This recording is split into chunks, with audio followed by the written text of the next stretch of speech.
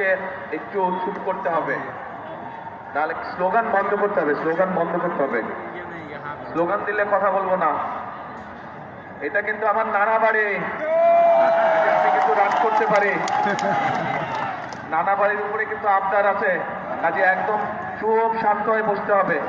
শান্ত হয়ে না বসলে কথা বলবো না, একদম শান্ত হতে হবে। শান্ত না হলে তাহলে কথা বলবো না। এই তাহলে আমি বসে গেলাম, কোনো কথা বলবো না।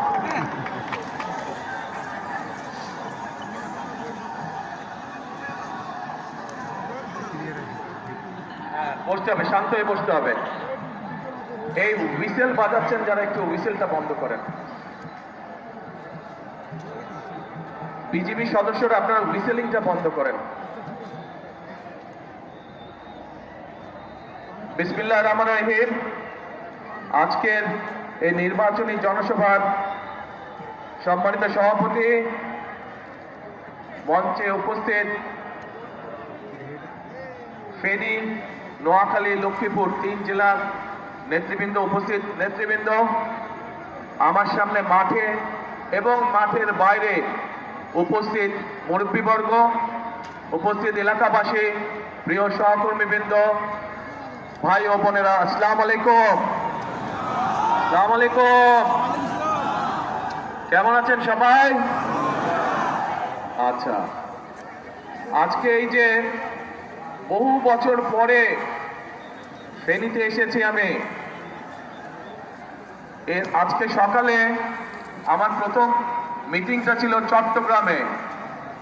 চট্টগ্রামের সাথে আমার একটা আবেগ গণসম্পর্ক রয়েছে, আর ফেনীতে তারপরে মিটিংয়ে আসলাম। ফেনীর সাথে রয়েছে আমার একটা আত্মীয়তার সম্পর্ক, তথা গ্রেটার নোয়াখালীর সাথে রয়েছে একটা আত্মীয়তার সম্পর্ক। প্রিয় ভাই বোনেরা, আপনাদের যেমন দাবি আছে বিএনপির কাছে, ঠিক একইভাবে বিএনপিরও কিন্তু দাবি আছে আপনাদের কাছে। ঠিক ঠিক বলেছে? এই যে পিছনে যারা আছেন, ফেনী, নোয়াখালী, লক্ষ্মীপুরের মানুষের যেমন বিএনপির কাছে একটা দাবি আছে, জোর দাবি এলাকার উন্নয়নের ব্যাপারে, মানুষের সমস্যা দূর করার ব্যাপারে, ঠিক বিএনপির একটা দাবি আছে না আপনাদের কাছে? কি সেই দাবি? কি সেই দাবি? ধানের শীষকে জয়যুক্ত করা, ধানের শীষকে জয়যুক্ত করা।